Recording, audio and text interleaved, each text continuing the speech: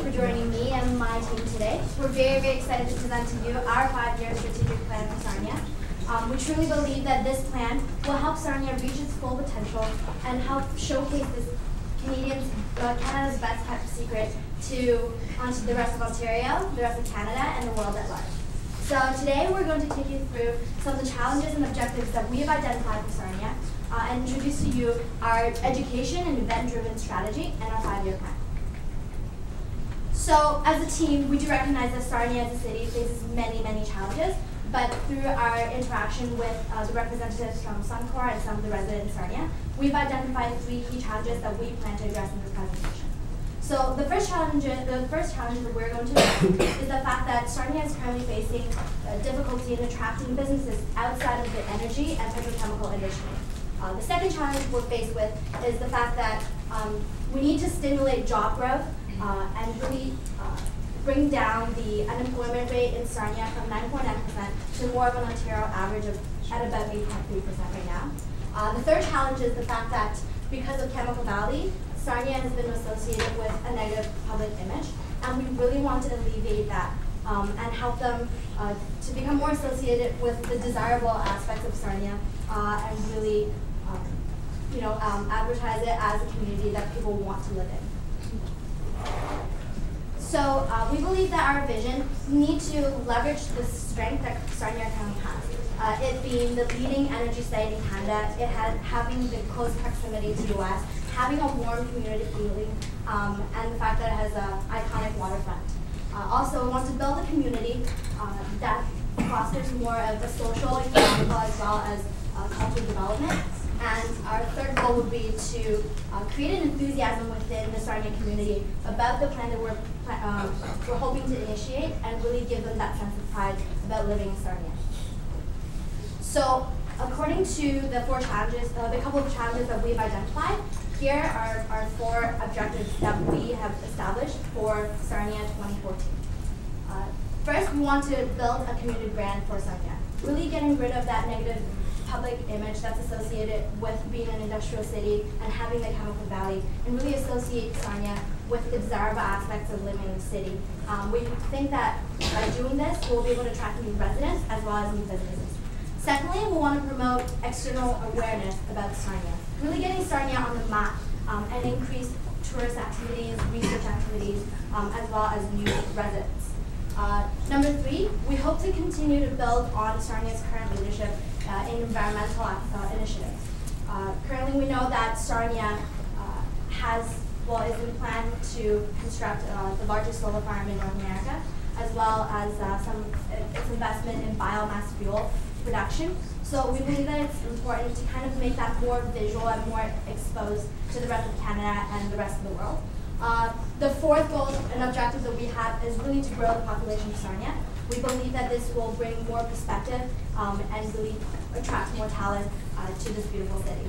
So now that you understand our challenges and our objectives, I'm going to pass it on to Saphir to really introduce you our plan. Thank you very much, Melody. So now that we've outlined our objectives and we really know the challenges that we have to face, in terms of a strategic vision going forward into 2014, what we've identified as the key route to success is infrastructure. As we've seen with Canada's Economic Action Plan lately by the federal government, infrastructure is a key priority for growth and development in any urban planning activity. And we also have the federal government coming on with subsidies and grants for new infrastructure development. So it lends well to giving us access to those resources to further our mission for carrying on this infrastructure investment into 2 key areas where we think Sarnia needs to grow, which is the education, as well as becoming a host city for major events to really put Sarnia on the map. So beginning with our education, here, what we want to do is to propose to the University of Waterloo to launch a satellite campus in Sarnia, focusing on launching a new and exclusive program, which is the Bachelor of Sustainable Business Studies. Now, this new program at Waterloo, for one, it leverages Waterloo's reputation as a leading university within the Sarnia population. I mean, all 3 of our judges here mentioned that they went to Waterloo. Everyone that we spoke to within the city on our tour has a strong affiliation to the campus. And as well, Waterloo has world-renowned resources and a reputation for industry-leading practices with regards to engineering and to sustainability.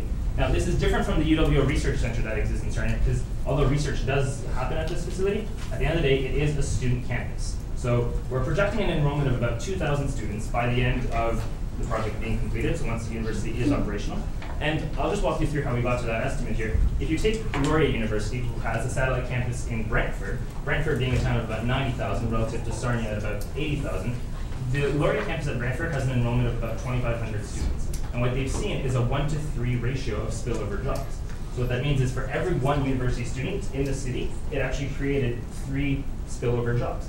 So clearly, with job creation being one of our key pillars and one of our key objectives to grow the population of Sarnia, we think this is an excellent initiative to partner with a university that is well reputed in the city, leverage resources, foster thought leadership, and ultimately grow the community among the student population. We also have access to all these companies here that are operating within the Sarnia city. So in terms of corporate sponsorship and building titles, it's a great way for, once again, to leverage the existing resources within the city and to gain access to capital. As well, Waterloo being a university with a strong culture of co-ops, it lends itself very well to linking in the students who now have access to top-class education within their city limits to now build on that with career expertise. You have co-op opportunities working within these companies right here, and touching on the Amjanong point, we're actually building in a program to offer free tuition to the Amjanong community, to the university here, and once again link them in with the co-op opportunities with these companies. Now, another key challenge that Sarnia has faced with regards to job growth is the retention aspect. A lot of people from Sarnia go abroad and they really don't come back. Well, now if you're doing a co-op placement with a company in Sarnia, and once again, if you like your experience and the pieces are set in stone for you right there, it does lend itself very well to allowing a population that is not only highly skilled and highly educated, but now to actually stay in Sarnia and continue to build that continuous improvement. In terms of promoting this new satellite campus, it's largely going to be a joint effort between the companies as well as the University of Waterloo through the University Fair and through high school recruiting, as well as sponsoring any high school and university competitions. Moving on, so if we can assess the benefits that this opportunity really brings, it does build external awareness and puts Sarnia on the map. It furthers Sarnia's sustainability direction that it currently has, making it truly Canada's green energy capital, as well as it grows Sarnia's population in a diverse way. Currently, the median age in Sarnia is about 43 years old, so once again, having an influx of students coming in will bring a new youthful energy to the city. If we move on here to our next pillar for success, it's making Sarnia a host city for up-and-coming energy conferences. These energy conferences, once again, are perfectly in line with Sarnia's mission to be Canada's green energy capital. But more than anything, it requires a large infrastructure investment. With infrastructure being our key focus, with transportation infrastructure, communications, venues, tourism, this all bodes very well for the city in terms of its growth prospects going forward. So if I take the Renewable Energy World Conference here, it's actually the largest energy conference in the world, attracting almost 4,000 individuals worldwide. So just the exposure that Sarnia would be getting from this is fantastic. Great. Going forward as well, we also want to make Sarnia a host city for major sporting events. So it's high exposure with a diverse audience, and we also have transferable facilities. So not only would we be investing in infrastructure for these new sporting events, but once the sporting events are complete, you can actually use those facilities for youth activities. So once again, giving the youth a place to go within the Sarnia facilities. The main aspect here with regards to hosting the Canada Games or potentially bidding for the Commonwealth Games going forward is that we would obtain infrastructure funding from the government, and then that infrastructure would be in place in Sarnia for years to come, therefore attracting businesses in the future. It builds the external awareness, putting Sarnia on the map. It once again celebrates Sarnia's 100th-year anniversary. What better way than to really embrace the national pride among the citizens to say, you know what, we are a world-class city that can compete for these games here and really leverage the experience that we have going forward. At this time, I'd like to pass things on to George to talk about our implementation. Okay, so I guess just to summarize, we had the opportunity to speak with the mayor. He talked about developing a purpose-driven community. So we didn't focus on sort of immediate short-term things you can do tomorrow. We looked at initiatives the municipal government could take on, and they could lead the charge that over a 5-year course, they could actually be successful in implementing. So from our perspective, we're developing something that the whole community can rally around and hopefully achieve within their 5-year guidelines. So we'll start at the top here. We've got sort of a timeline at our university satellite campus development. First thing we want to do is develop an RFP package. So we want to seek exactly who it is we're going to be partnering with the corporation. We're going to look at locations. Basically, we want to build in the blueprint for what that university would look like. We estimate that to take about a year. That second, we're going to look at fielding that. So University of Calgary, University of Regina, Waterloo, these are all potential candidates that would have an interest in setting up a campus in Sarnia. Overall, so we're looking at sort of creating faculty, preparing for enrollment, and opening the campus in 2014. So it's a relatively long time frame, but I think that there's a lot of actual feasibility in that. Okay, and secondly, the Canada Games. This is, again, just a long-term strategic initiative. It gives a vision for the whole community. It's something everyone can rally behind. You can bring in federal funding, and I think you can create a really, really strong community feel with it.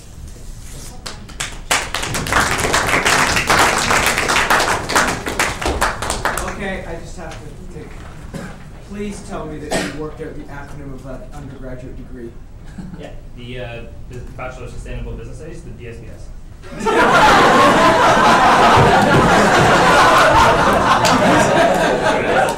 Because if that wasn't going to be a joke, I was going to say, guys, you can learn spell out the acronym before you present it.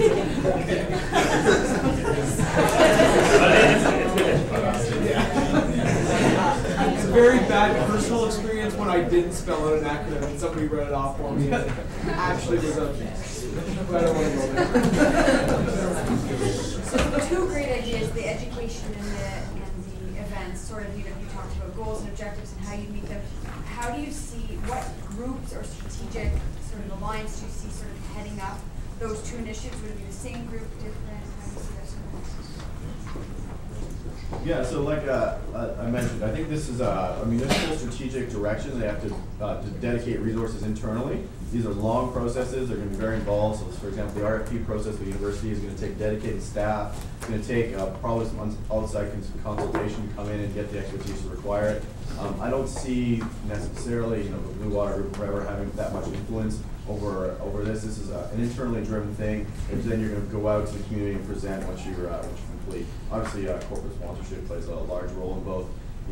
The branding of the school, helping with infrastructure development, pools, hockey arenas, whatever you need for those sorts of major events. The concept of having one of these game events, whether it be Canada Games or the Commonwealth Games, it's an intriguing one. I just was in Vancouver, just at the end of the Olympics, just after it was passed, and it was amazing to see what happened out there and how that city transformed itself. But it was a huge undertaking to do what they did out there. And they actually fundamentally transformed their city with vision and did an outstanding job of pulling that off. That's a big city with a province and a province fully behind it. I think that a town of 70,000 with the province of Ontario could pull that off.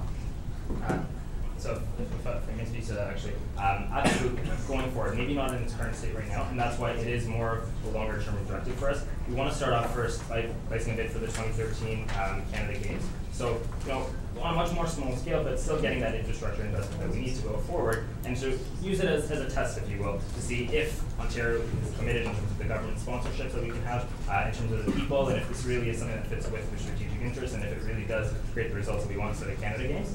Going forward with that, we look to the 2018 Commonwealth Games as a potential bid based on the success. Now, with the Commonwealth Games, in 2010, they're being held in New Delhi, and in 2014, they're in Glasgow. So clearly that big city. But after 2014, the Commonwealth Games Association is actually changing their focus to target more smaller communities that have this development mission going forward and using the games as a means of springboarding ahead. So right now, the current cities in contention for the 2018 Games are Gold Coast, Australia, and Hambantota, Sri Lanka, which is a town of 11,000. So clearly, Sarnia does fit into that, based once again on our facilities and our infrastructure development from the Canada Games. Do you think how much convincing or what kind of incentives are you going to have to give to the University of Waterloo to make them want to come when they could potentially develop the same program in Waterloo?